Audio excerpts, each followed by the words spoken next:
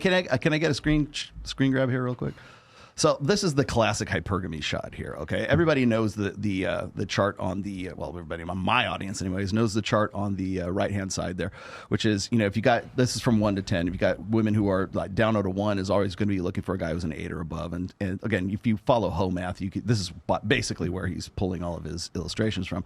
But I don't want to focus on that today because I think we probably have established that pretty well with that last video.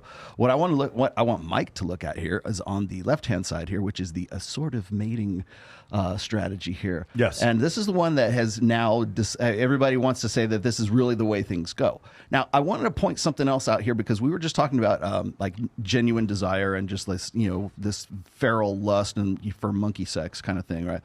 And I think what needs to be really made a distinction here is that when you're looking at who's pairing off with who and who is marrying who, whether it's socioeconomic status or who's good looking and who's not good looking and all this other stuff, it would be in a perfect world, ones would get with ones and twos would get with twos and threes will get with threes. And that's simply not the fucking way that we see it, especially not after the advent of hormonal birth control and the sexual revolution. And I'm sure in the 20th century, this probably played out very well when women were dependent on men. Why? Because men who didn't have the ability to generate that genuine desire, they could make up for it and compensate for it with value added. So if they had a really great job or they came from a really good family or they were well educated, those kinds of things. Because you had that. Now it's a different game. And so like I said, with the advent of hormonal birth control and women can pick and choose longer, that's why the average age of first marriage is 30 years old.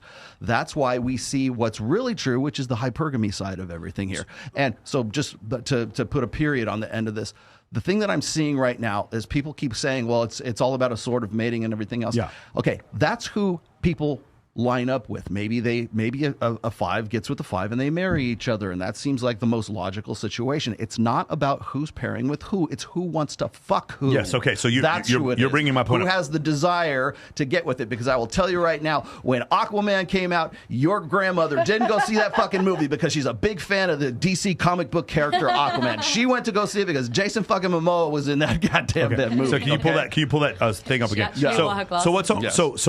Here's what when we look on the left, it's assortative mating, and on the right we look at hypergamy. Mm-hmm. And what we're trying to say is what's on the right is the desires of women. Obviously, 70% of men aren't virgins, so like it's not like only the top 30% of men are getting laid at all. But what we see on the left is what ends up happening. And the thing is, what we hear from, I don't know, what do we call these people? The blue pill people? I don't know what we call Jasmine Jafar and Destiny. The uninitiated. Whatever, the blue pill. Mm-hmm. The blue pill side of the thing. Well, the thing is, what they're saying is because on the left we see the assortative mating, that means that hypergamy isn't real. No, it doesn't mean that. What it means is when women select for a man who makes $100,000 a year and is 6 feet tall, that's only 2.3% of men. And when you select for not obese and not married, it gets less than 1% of men. The reason why, so the thing that I heard Destiny say this, and I also heard Jasmine say this, the barista is not dating the billionaire. And the reason why is because there's probably 100,000 baristas in this country, and I believe there's 56 billionaires, okay? Mm-hmm. That's the difference. There aren't enough male billionaires that are single. There aren't enough billionaires to date the baristas. And so when you listen, and it was actually Date Psych who pointed this out, women tend to settle for a man who's a 5, and men tend to settle for a man or a woman who's an 8. And what he was trying to say is it's actually women who are settling more. No, they're not. Homau said it correctly. When women say they're settling, they're not. What the settling looks like is that red chart right there. Mm-hmm. They're an 8, dating an 8, but in their mind they're settling because their preferences is that chart on the right. The chart on the right makes the girl who's a 4 think that she can get an 8 because she fucked an 8 one day. The girl who's a 7 thinks because she fucked Drake one time that she can get another guy to marry her. And so because of that, because she wants the 8, but she ends up settling for the 5, she ends up being like, well, I settled. No, you ended up about where you're supposed to be, and that is not a function of hypergamy or non-hypergamy. It's a function of economics. That's what's going on. There just aren't enough men out there that are able to do that kind of thing, and so that's what the issue is. How many baristas want to fuck the billionaire. Yes, that's want correct. To fuck the Chippendales. Correct. dancer, Now here's the thing. Now what the So you're at the response? top of your game. Now again, I'm gonna be the Billionaires are so It's gonna be the highlight. I'm gonna be the blue pill. I'm gonna be the blue pill advocate again. Okay. Okay. So now here is the blue pill advocate. So that what they're saying is, okay, yeah, hypergamy is real, Michael, but you see the assortative mating thing. That means it's good news for everyone. Everything works, Right. except that it doesn't work because you look at the amount of people that are getting married, and it's the lowest rate possible. What's happened is that bottom group, they're not going across and getting married. Those women are just doing nothing. They're not getting married at all. That's essentially what's happening. That's what's going on. And at the top, here's the other issue. And this is just for like the top 5% of men. I got to look up the status on this. But like we see the men at the bottom having little to no sex, but to see the men in the top 5%, the number of sexual partners that they've had is like doubled. Well, something's broken here. If fucking 63% of might be working perfectly, and we just just never experienced it. if 63% of men under the age of 30 are single, but only 33% of women, who the fuck are these women dating? And the answer is they're either dating the same guy or they're dating an older guy. Invisible guys. No. You can't see them. You don't know about it. No, but what I'm saying, of that 63% of men that are single, about half of them are invisible, and that's the reality of the situation. So while we keep talking about it's a good thing because of assortative mating, I can show you studies that show that as a man makes less and less money, the likelihood of him going a year without sex increases. Yep.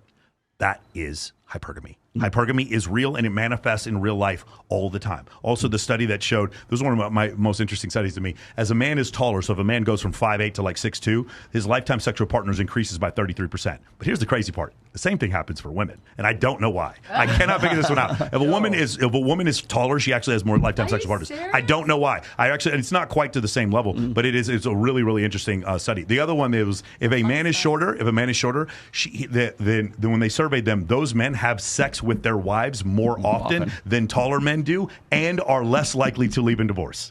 Yeah. Isn't that fun? Yeah. Because hypergamy isn't real, right? Some level of consciousness, they understand their situation. Send your hate my way, buddy. Sorry. Isn't that great? It's so awesome. Those fucking pesky stats. Hate that shit. These guys are quoting wrong stuff.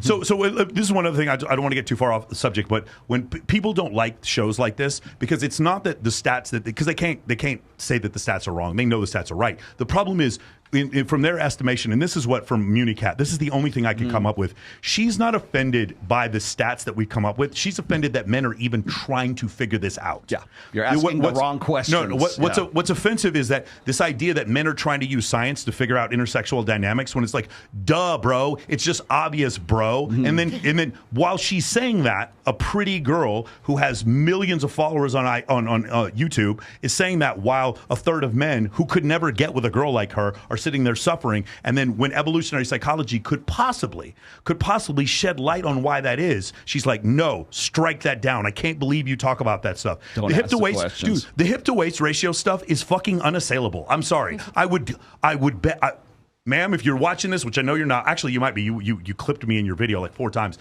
If you're watching this, anything you want, come on my show and let's debate. I promise you, no name calling, no nothing. If you want to go up against the data when it comes to hip to waist ratio, let's do it. And then what I need you to do though is propose an alternative theory. And the other problem is this: no matter what numbers David Buss or Lita Cosmides or whoever came up with, she was going to have a problem with it. If the number was 0.75 or 0.72 or the idea that men, these fucking academic men, have the audacity to try to figure out women using science. Fuck these men. I can't believe that you would even consider. And then the other part is it's like, well, it turns out beauty actually isn't as subjective as you think, and you're teaching people this. How dare you? You're telling people how to think. No, I'm not. I'm not telling people how to think. Clearly, you have no idea what it's like to be pretty.